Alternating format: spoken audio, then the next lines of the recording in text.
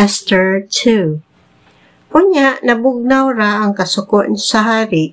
Bisan tuod wala na siya maghisgot kang Vaste, nagpadayon siya guna-una may tungod sa iyang pagsilot kaniya.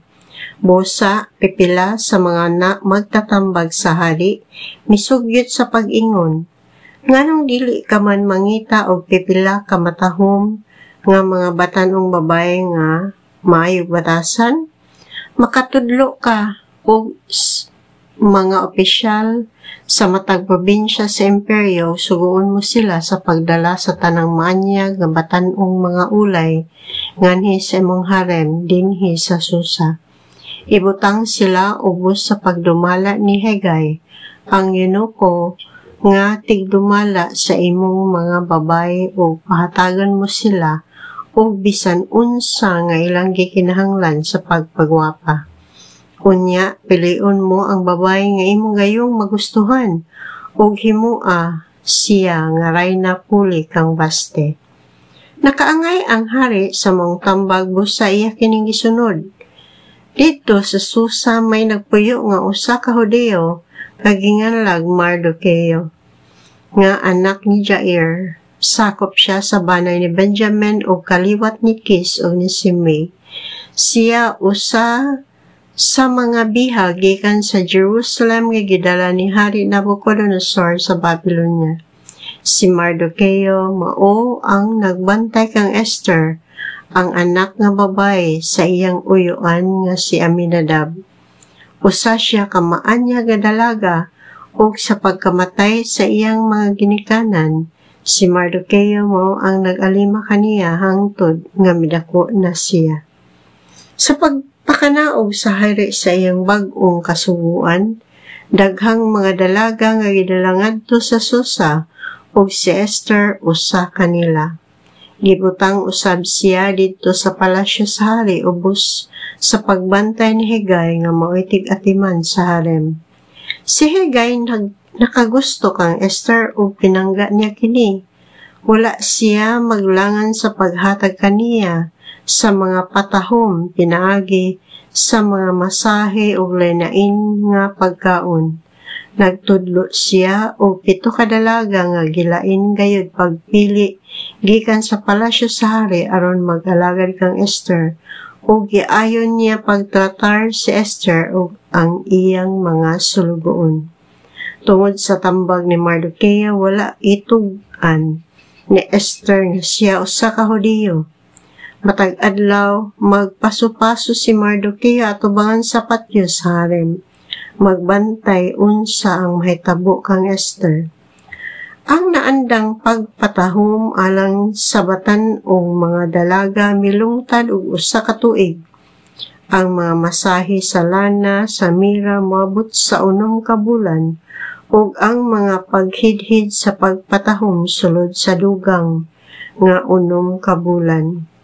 Humaniana ang matag dalaga gitugyan ngadto sa usa ka tawo nga gitulo aron magdala kaniya gikan sa harem ngadto sa palasyo ug dadon siya ngadto sa hari.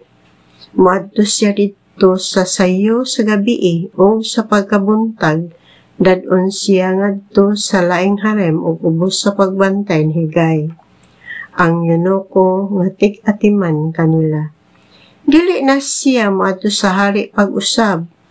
Gawas kun ipatawag siya sa hari pinaagi sa paghingalan gayud kaniya. Unya, miabot ang panahon alang kang Esther, ang anak ni Aminadab nga uyuan ni Mardocheo, sa pag-adto sa hari. Gihimo niya ang tanan nga gitambag kaniya ni Hegay o gidayeg siya sa tanan nga nakakita kaniya. Busa sa ikapito nga tuig sa paghari ni Ahasuero, sa ika-12 nga bulan nga mao ang bulan sa Adar, gidalan si Esther ngadto sa hari. Nahigugma siya kang Esther nga nakapahimuot kaniya labaw sa uban o gibutang niya ang korona sa pagkarayna sa ulo ni Esther. Unya ang hari nagkumbira sulod sa usa ka semana alang sa tanan niyang magtatambag ug mga administrador aron pagsaulog sa iyang kaminyoon kang Esther, o gipakubsan niya ang mga buhis sa tibuok imperyo. Nianang tungura, si Mardoqueo gitudlo ngadto sa usa ka taas nga katungdanan. Sa laing bahin wala pa gayud si Esther magpahibalo nga siya Hudiyo.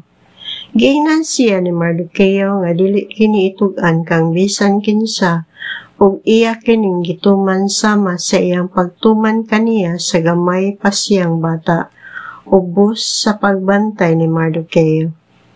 Nagpadayon si Esther sa pagsimba sa Dios o sa pagtuman sa mga sugo sa Dios, ug wala gayud siya mobiya sa batasan sa pagkahudiyo.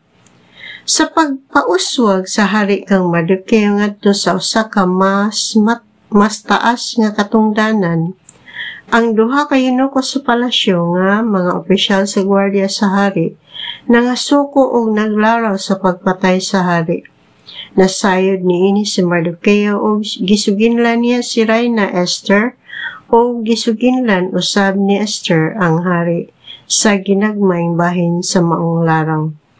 Gipasukit-sukit sa hari ang duha ka tawo o gibitay sila.